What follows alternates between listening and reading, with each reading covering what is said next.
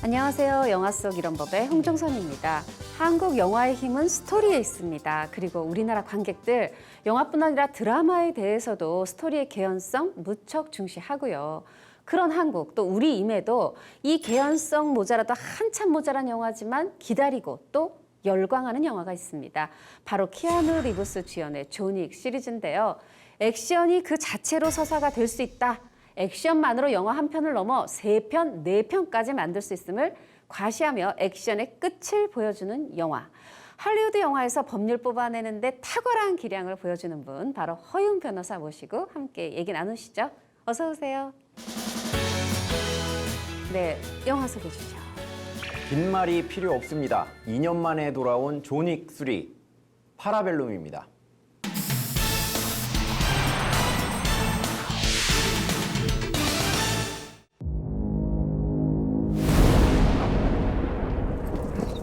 You have no idea what's coming. Mr. Wick broke the rules. I trust you understand the repercussions if he survives. John Wick, excommunicado, is now in effect. You shouldn't be here. Nice suit. Good to see you too. I need your help. After this, we are less than even. There's no escape for you. The High Table wants your life. Would you help set the mood for our new guest? Let us begin. Are services still off limits to me? What do you need? Guns. Lots of guns.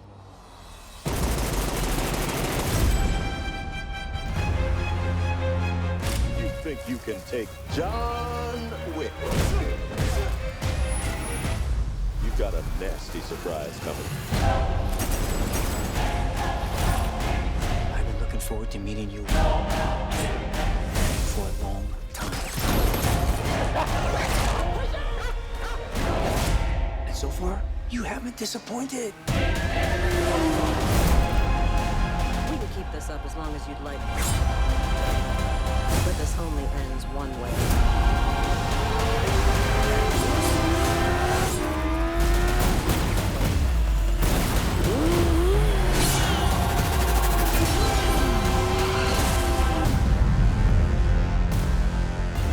All of this for what? Because of a puppy? Wasn't just a puppy.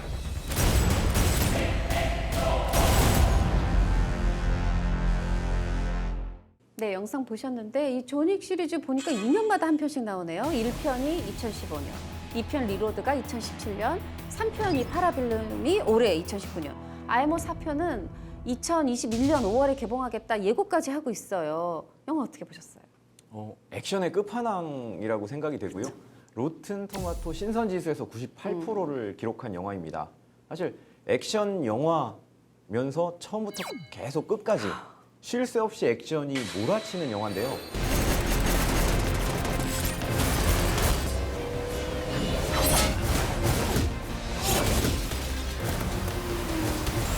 보통 액션 영화를 보면 몇 가지 이제 단점이 눈에 띕니다. 뭐 예를 들면 주인공의 액션 상황에서 과도한 슬로우 모션이라든지 짧은 현란한 편집으로 인해서 정신이 없다든지 아니면 뭐 악당이 죽어갈 때 멋진 대사를 날린다든지 해서 흐름을 방해하는 경우가 많은데 존윅 3 같은 경우에는 정말 심플하고 깔끔하게 군더더기가 없습니다. 그냥 액션으로 떨어지는 정말 끝판왕이 아닌가 생각입니다. 그렇죠. 액션은 영화다. 마치 이렇게 말하는 것 같은 영화인데 이 로튼 토마토가 신선도 지수 높게 줄만 한 것 같아요. 이 전편에서 연필 한 자루로 뭐 세 남자를 이 제압했던 존윅, 이번에는 참 처음 시작부터 도서관에서 책 한 권, 하드커버 책 한 권으로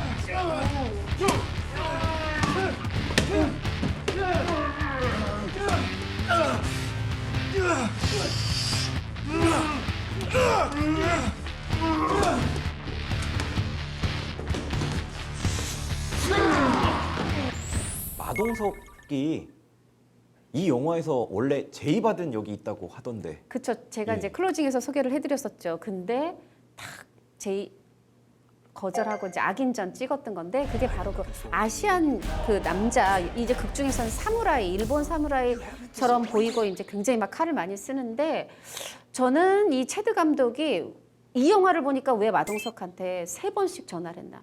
3달만 빼줘, 한 달만 빼줘, 아니 2주만 빼줘 알겠더라고요. 그러니까 뭔가 이 장면에서는 마동석의 주먹을 이용한 새로운 액션 스퀀스를 맞아요. 구상하지 않았나. 근데 그게 그냥 칼로 가니까 그 이전 씬들하고 비슷해지면서 어떻게 보면은 이 육탄, 뭐 주짓수라고 그러는데요. 맞아요. 이 육탄전이 어떻게 보면 핵심인 건데 음. 칼을 쓴다는 건 약간 상대하기 어렵거든요. 총이랑은 또 다른 면이기도 그렇죠. 한데 오히려 이 그 뭐 닌자로 나오는데요. 그 그쵸. 아시안계 배우가 칼을 쓰는 것보다는 악인전을 보니까 이제 마동석도 약간 유도와 주짓수 비슷한 걸 그럼요. 하더라고요. 예. 그런 식으로 좀 구성이 됐으면 일관성도 있고 그리고 그죠. 우리 입장에서는 또 마동석이 나오면 예, 또 더. 신나는 영화 아닙니까? 그렇죠. 자, 이 존윅 시리즈 보면 존윅만 말이 없는 게 아니라 대사가 원래 많지 않은데 그래서 어떻게 보면 인상적인 대사가 더 기억에 남기도 하는 것 같아요. 인상적 대사가 있으셨다면요. 그 윈스턴이죠. 윈스턴이 최고 회의가 보낸 그 킬러들과 존윅이 싸우러 나갑니다. 네. 아마 문을 닫고 나갔을 때 한 얘기인 것 같은데 이제 시 비스 파켐 파라벨룸 평화를 원하거든 전쟁에 대비하라. 굉장히 멋있는 말이더라고요.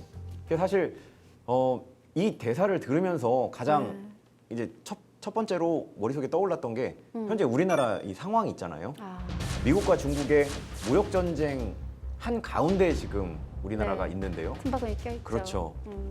중국을 버릴 수도 없고 미국을 버릴 수도 없고 그쵸. 그런데 중국이나 미국은 선택을 하라는 상황이에요. 네. 근데 사실 중국은 이미 우리나라의 최대 무역 상대로 떠올랐고요. 그렇죠. 뭐 2008년 리만 브라더스 사태 이후에 우리가 이만큼 경제 성장을 이룰 수 있었던 데는 어떻게 보면 중국이 가장 큰 공신이라고 할 수 있고요. 미국은 미국대로 피를 나눈 동맹 아닙니까? 정치적, 군사적인 그렇죠. 그런 동맹인데 경제적인 파트너, 최고의 파트너냐 아니면 군사적인 동맹이냐 그렇죠. 이거를 저울질하기는 굉장히 어렵습니다. 그래서 뭐 중국이든 미국이든 그쪽 나라들의 사정은 그쪽 나라들의 사정인 거고 우리나라는 나름대로 이제 힘을 길러서 정말 우리가 평화를 원하지 않습니까? 우리가 그럼요. 중국하고 싸울 것도 아니고 미국하고 싸울 것도 아니고. 아닌데 그러기 위해서는 이제 좀 국력을 길러서 아닌 건 아니다라고 확실하게 얘기를 할 수 있는 오히려 저는 보면서 야 이거를 좀 사람들에게 알려서 그래서 이제 존윅 3를 좀 많이 봤으면 좋겠다는 그런 생각이 들어요. John Wick, excommunicado in effect in 3, 2, 1. and away we go.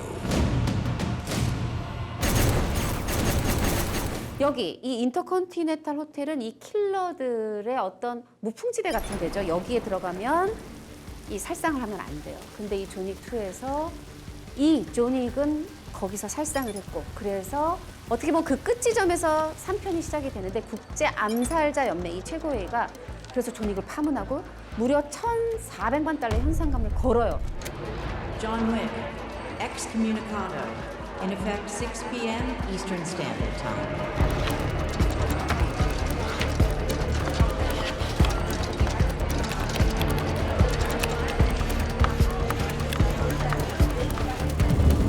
근데 워낙 잘 빠져나가니까 1,500만 달도 걸고 어떻게 보면 영화가 거의 막 초중반까지는 계속해서 이 현상금 사냥꾼들이 존윅을 쫓고 쫓는 어떻게 보면 끝까지도 그렇게 계속 가는 건데 사람을 놓고 쟤를 죽이면 돈을 줄게.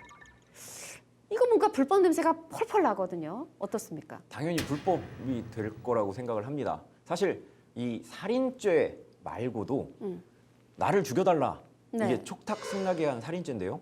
우리 형법 252조를 보면 촉탁 승낙에 의해서 다른 사람의 목숨을 빼앗았을 때 1년 이상 10년 이하의 징역형을 오. 그런 처벌을 가할 수 있도록 되어 있습니다. 아하. 상황이 이런 판국에 음. 현상금을 걸었기 때문에 다른 사람을 죽인다? 이거는 당연히 불법이 되겠죠. 아, 그렇군요. 그럼 이건요? 옛날 뭐 미국 서부 시대에 보면 그게 꼭 영화 속에서만이 아니라 뭐 인디언 머리를 가져와라, 뭐 벗겨와라, 그러면 돈 줄게. 아니면은 또 같은 배경끼리도 원티드 막 이렇게 해가지고 현상금 걸고 그랬었던 걸로 아는데 그건 그때 시대의 예외적인 합법이었던 걸까요? 그게 완전히 합법이라고는 좀 말씀드리기가 어려운 게 음. 사실 이때 서부 시대에 이렇게 원티드라고 나온 그 현상금을 거는 곳은 정부가 있었고요. 네. 이제 공식적인 국가기관인 정부가 있었고 그리고 하나는 이제 일반 기업체들인데요. 네. 정부에서는 죽이면 안 된다고 분명히 명시를 했습니다. 이게 어레스트 앤 딜리버리라고 표기를 했고요. 아. 체포를 해서 데려와라. 데려와라. 왜냐하면 여죄를 추궁해야 될 수도 있고요. 이 사람이 죄를 자백하게 되면 오히려 더 편하잖아요. 그렇죠. 그렇기 때문에 이제 뭐 공식적인 이 현상금에는 체포까지 그래서 데려오는 것까지만 이제 허용을 했고요. 그게 아니라 뭐 당시 이제 열차 강도 이런 게 많았기 때문에 그렇죠. 철도 회사나 이런 곳은 뭐 죽여도 상관없다. 그래서 데드 오어 얼라이브라고 표기를 했습니다. 아하. 죽든 뭐 살든 어쨌거나 가져오면 그래서 뭐 정말 유명한 뭐 제시 제임스 같은 그 이제 범죄자에게는 네. 당시 돈으로 이제 25,000달러의 현상금이 붙기도 했는데 이게 완전히 합법은 아니었고요. 그래서 기업이 이제 낸 그렇죠. 예, 거였군요. 기업이 낸 거고 아. 그래서 이제 당시에 이제 마크 트웨인 같은 작가들은 뭐 이걸 정부가 방치하면 어떡하냐. 사람을 죽이는 것은 분명히 불법인데 네. 이걸 방치하면 어떡하냐 하면서 뭐 비판을 하기도 했습니다. 그렇군요. 그러면 현재 시점으로 돌아와서 지금 전 세계적으로 그럼 현상금을 내걸고 체포를 하는 건 불법인 건가요? 예, 그렇게 보시면 됩니다. 현재는 이제 다 불법이고요. 심지어는 유일하게 현상금 사냥꾼이라는 직업이 있는 미국도 직접 체포를 하면 안 되고요. 그 사람이 어디에 숨어 있는지 네. 뭐 이런 걸 제보를 하거나 신고를 해서 경찰이 체포를 해서 그 일이 마무리가 되면 그때 이제 포상금을 지급받는 그런 형태입니다. 아니 근데 직접 체포하면 안 된다고 했는데 그럼 신고하는데 신고하는 사이에 도망가면 어떡해요? 사실 그거는 현상금하고는 조금 다른데요. 그런 상황을 대비해서 우리나라 법에는 이제 현행범 체포라는 규정이 있습니다. 형사소송법 212조를 보면 네. 누구든 됩니다. 네. 영장 없이 경찰 아니어도 그렇죠. 나도 네. 영장 없이 현행범은 체포할 수 있다라고 되어 있습니다. 지금 막 도둑질 하는 사람 그렇죠. 뭐 이런 사람. 원칙적으로는 영장이 있어야 되거든요. 그래서 이제 법에 지방법원 판사로부터 발부받은 체포 영장에 의해서만 체포가 가능한데 언제 그걸 받겠습니까? 아, 그렇죠. 검사가 청구를 해서 판사님이 이제 영장을 발부해야 되는데 범인이 지나가는데 경찰에게 그쵸? 얘기해서 경찰은 검찰에 얘기해서 또 법원에 얘기해서 발부받으면 이미 그렇죠.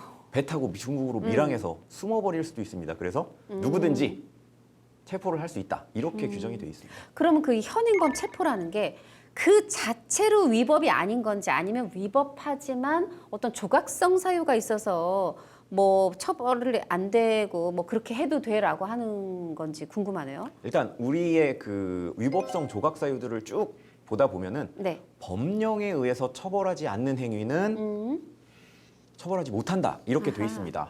그런데 아까 말씀드렸다시피 형사소송법 212조에는 누구든지 체포할 수 있다라고 일단 되어 있습니다. 누구든지. 예, 그렇기 때문에 위법성이 조각되어서 사실 처벌받지 않는다 이렇게 보는 게 좀 타당할 것 아, 같습니다. 그렇군요. 그러면 어떤 현행범 체포할 때 특별한 요건이 있나요? 내가 봐서 이 사람 현행범 같아 그럼 막 잡아도 되는 건가요? 일단은 뭐 그런 사람이 분명히 있어야 되는 거고요. 범인이 명백해야 되고요. 그리고 범죄가 발생한 게 명백해야 되고 또 시간적인 접착성이라고 그러는데 뭐 네. 근접성이라고 이해를 하시면 될 것 같습니다. 범죄가 실행 중이거나 아니면 범죄가 끝난 직후 이제 뭐 그렇죠. 직후라고 표현을 하는데 이제 직후가 되는 거죠. 그리고 체포의 필요성까지도 인정이 돼야 됩니다. 체포의 필요성이라는 거는 이 사람이 범죄를 저지른 후에 양심의 가책을 느껴서 경찰서에 자수를 하러 가고 있는데 이 사람을 체포를 하면 안 되는 거거든요. 아, 그건 아니고. 그래서 뭐 도망을 치거나 아니면은 증거를 인멸하거나 네. 뭐 이런 이제 필요성이 좀 충족이 돼야. 필요성까지 충족이 돼야 된다. 그렇습니다. 아니 근데 내가 이제 막 현행범을 쫓다가 누구 막 소매치기 하려는 걸 막 쫓다가 막 그 사람이 저를 밀치고 이러면서 막 싸움이 났어요. 그러다가 저도 그 사람을 제압해야 되니까 제가 폭행을 했어요. 그러면 이 폭행 이거 위법하다고 처벌돼야 될까요? 네, 홍 기자님 말씀하신 대로 당연히 현행범을 체포할 때는 위력을 쓸 수밖에 없습니다. 이 사람이 순순히 잡혀줄 것도 아니고요. 아니고, 예. 다만 이제 법원은 그 체포 과정에 수반되는 어느 정도의 폭행, 협박. 왜냐하면 뭐 밀쳤을 때, 그러니까 도망갈 때 이제 네. 잡아 끄는 거라거나 아니면 뭐 도망가면 뭐 협박을 할 수도 있잖아요. 그렇죠. 너 어떻게 할 거야? 그렇죠. 예. 그런 행위들은 어느 정도까지는 이제 법원이 봐주고 있는데요. 뭐 예를 들어서 설명을 드리면 다른 사람을 폭행하고 도망가는 사람을 뭐 밀어 넘어뜨려 가지고 제압을 했던 사람에 대해서 이 범죄자가 고소를 했습니다. 내가 전치 3주를 입었다. 아. 너의 행위로 인해서. 그랬을 때 법원이 뭐라고 판단을 했냐면 네. 실제로 이런 폭행이 일어났던 건 맞지만 경찰이 오기까지 5분 정도 이 사람을 붙잡아 놓고 있었고 그리고 추가적인 폭행은 없었기 때문에 처벌할 수 없다 이렇게 판단을 했습니다. 아하. 반면에 이 현행범을 체포하기 위해서 남의 집에 무단으로 들어가서 휘젓고 다닌 사람 아. 이 사람에 대한 주거 침입죄는 법원이 과하다라고 판단을 했죠. 그렇군요. 자, 제가 처음에 이 사람을 죽여라. 그러면 돈을 주겠다. 존익을 죽이면 얼마를 주겠다. 이 현상금 얘기를 했었잖아요. 이 현상금 혹시 내가 그래서 결국 누굴 잡아서 체포해가지고 경찰에 데려갔어요. 현상금을 받았을 때 혹시 이것도 세금 내나요? 로또 당첨금도 세금을 내던데 말이죠. 사실 세금을 냅니다. 이게 어떻게 피가 보면 좀 되는구나. 그렇죠. 왜냐하면 국가의 사법행정 작용에 도움을 준 건데 그럼에도 불구하고 뭐 어쨌거나 이 부분은 소득이라고 생각을 해서 기타 소득으로 잡아가지고 15%의 세금을 내는데요. 그런데 특별한 경우에는 비과세 기타 소득이라고 해서 세금을 면제해 주는 경우도 있습니다. 네. 비과세 혜택이 있으면 좋겠네요. 아, 근데 그 현상금 얘기하니까 뭐 포상금 이런 거, 이 생각이 나요. 예전에 신창원한테 이제 포상금이 걸려 있었는데 누가 이제 신고를 했어요. 그래서 경찰이 차에 태웠는데 도망갔잖아요. 그러면 잡은 건 아니야. 근데 이 사람은 분명히 신창원이라고 신고했어. 이 사람 포상금 받을 수 있어요? 사실 저도 그때 이게 어떻게 되는 건지 좀 궁금했었는데 국가는 뭐라고 그랬냐면 신창원이라고 신고를 했지만 아, 내가 볼 때는 그 신창원이 그 신창원인지 아직 모른다. 왜냐면- 확신할 수는 그렇죠. 없다. 신창원이라고 신고를 했고 그 신창원을 체포를 해서 경찰차에 태우고 가서 진짜 신창원인지 아닌지를 확인하던 도중에 이제 도망을 쳤거든요. 그렇기 때문에 국가는 이게 그 신창원이 그 신창원인지 잘 모르겠다. 어쨌거나 내 지배하에 있지 않았다라면서 이제 현상금 지급을 거부를 해서 이 사람이 소송까지 했습니다. 아, 소송 낼 만해요. 왜냐하면 아니 내가 신창원 신고를 했어. 근데 이 사람도 자기가 신창원이니까 도망을 간 거라고 생각이 들고 이 신고자 입장에서는 아니 경찰이 놓쳐놓고 왜 내 돈을 안 줘 이럴 것 같은데 소송 결과는 어떻게 됐나요? 일단 법원은 민법 675조에 있는 현상 광고 이 내용을 가지고 들어왔는데요. 네. 현상 광고라는 것은 광고자가 어떤 행위를 한 사람에게 일정한 보수를 지급하겠다라고 의사표시를 한 뒤에 아하. 그 행위자가 광고에 정한 행위를 완료를 하면 그때 보상금을 지급하는 그걸 아하. 이제 현상 광고라고 하거든요. 사실 신고자는 뭐라고 주장했냐면 현상 광고에는 분명히 제보라고 돼 있었다. 아, 제보. 그렇죠. 난 그럼 제보를 완료했다. 그렇죠. 제보를 나는 완료했으니까 그 뒤에 도망친 거는 뭐 당신들 사정이고 나는 제보를 끝냈으니까 돈을 달라라고 얘기를 했던 거고요. 국가는 그 사람이 신창원인지 아닌지 모르는 상황에서 제보가 끝난 거냐라고 주장을 했습니다. 법원은 어떻게 판단을 했냐면 신고로 인해서 일단 신창원을 잡아가지고 경찰차에 태웠어요. 네. 그랬다면 이것은 일종의 검거다. 붙잡은 거죠. 검거기 때문에 설령 경찰이 놓쳤다 하더라도 검거 그리고 그 앞에 있는 제보는 이루어진 것으로 봐야 된다 해서 지급해야 된다라고 판단을 했습니다. 오, 다행이네요.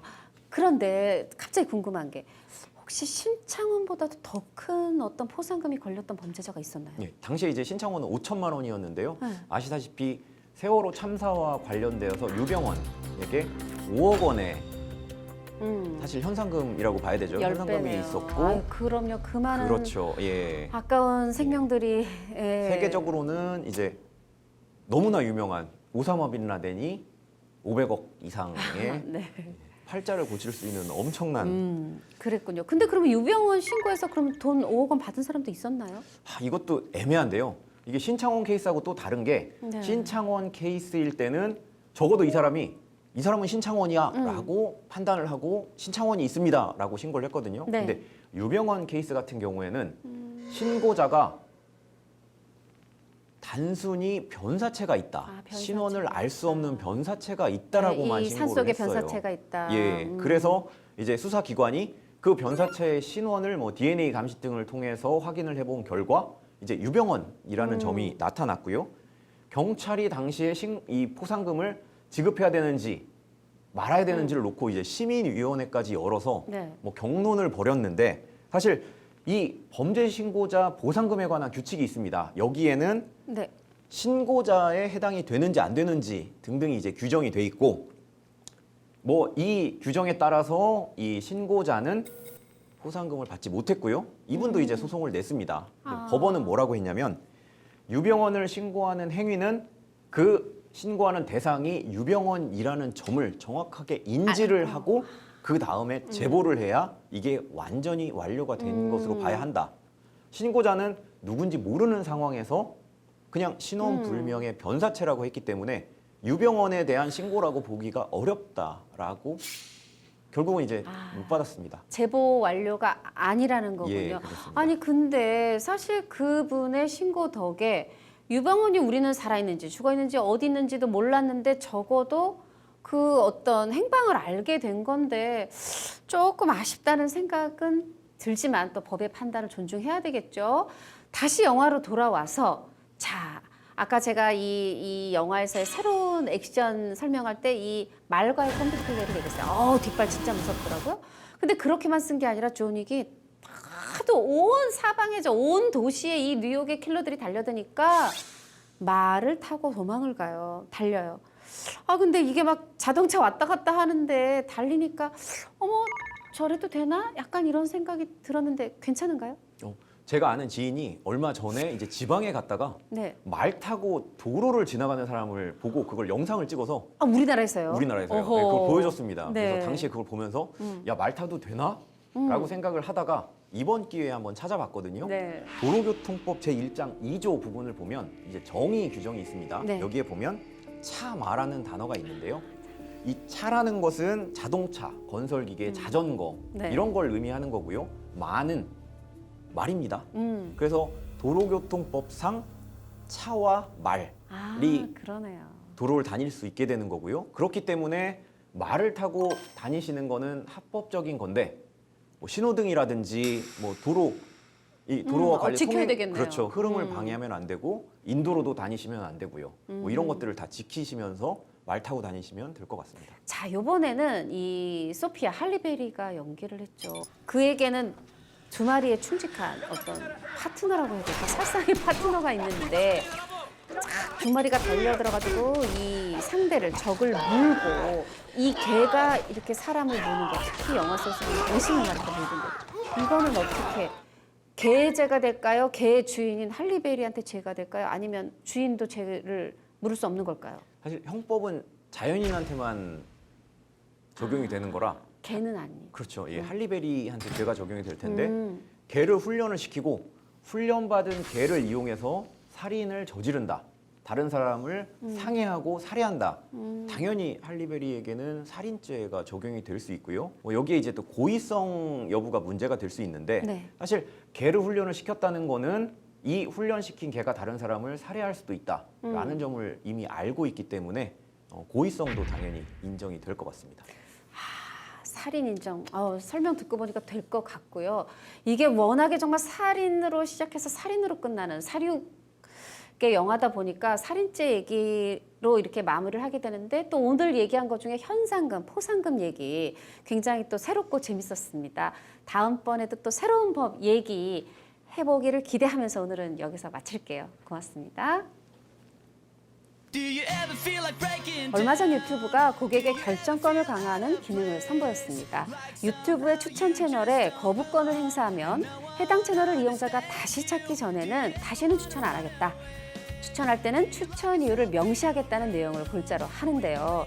이 유튜브가 추천하는 영상들이 너무나 자극적이거나 선정적이거나 소아성애나 혐오를 조장한다는 비판에서 나온 조치라고 하네요. 고객의 결정권을 강화한다는 취지를 10분 환영하면서도 추천 이유 부분에는 고개가 갸우뚱했습니다. 당신과 비슷한 성향의 이용자가 본 영상이라는 사실을 적어 놓겠다라는 거라더군요. 하지만 우리나라 소비자들 호텔 예매 서비스로 분석해보니 당신과 비슷한 성향의 사람이 이용한 곳이다 라고 했을 때 되레 부정적 반응을 보였다고 하죠. 영화 속 법률은 당신과 비슷한 사람들이 아니라 바로 당신께서 좋아할 만한 콘텐츠가 되도록 노력하겠다는 다짐 전해드리면서 오늘 순서를 마칠까 합니다. 다음 주에 다시 뵐게요. 고맙습니다.